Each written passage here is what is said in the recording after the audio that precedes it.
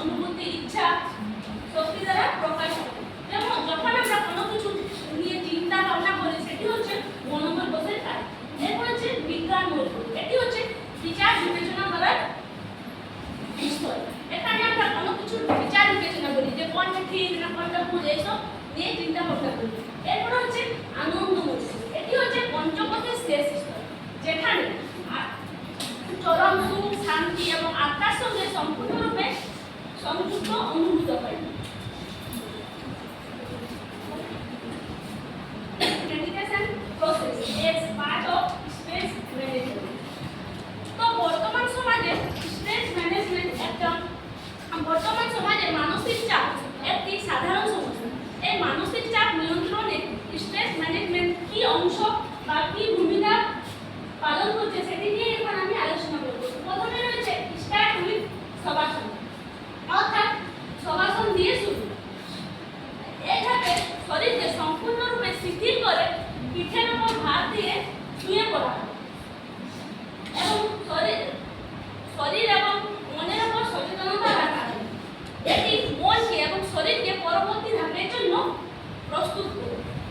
যেমন দিনভর কাজ করার পর রুমান তার স্ট্রেস কমানোর জন্য শবাসনে কয়েক মিনিটের জন্য শুয়ে পড়বে। এর কয়েক মিনিট পর সে তার কিছুটা হলেও ক্লান্তি দূর হয়। এরপর হচ্ছে practicing standing or sitting yoga, অর্থাৎ দাঁড়িয়ে বা বসে যোগ ব্যায়াম।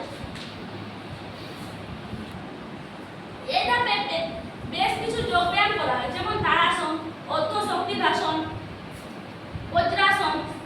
এই আসনগুলো মূলত মানসিক চাপ নিয়ন্ত্রণ করতে সহায়তা করে।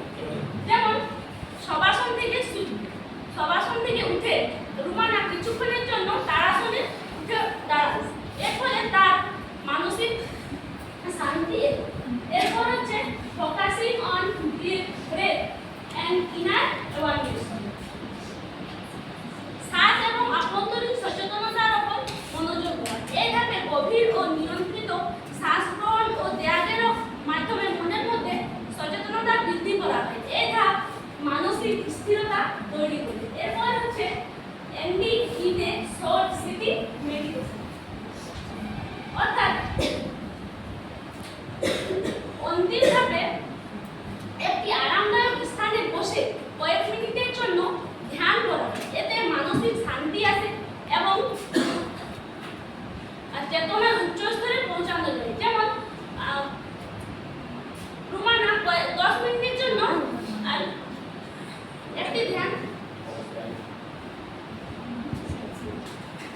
টাইপ অফ সেলফ এস্টিম মূলত 4 ধরনের।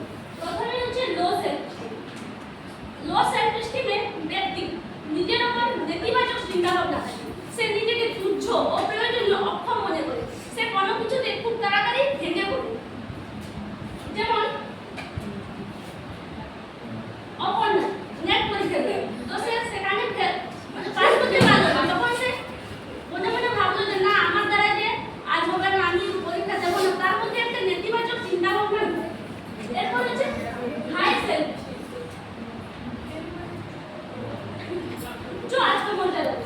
এখানে ব্যক্তি সবসময় ইতিবাচক চিন্তা ভাবনা করে।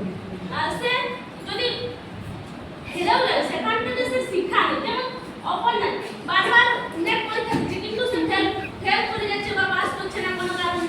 তখন সেখানে সে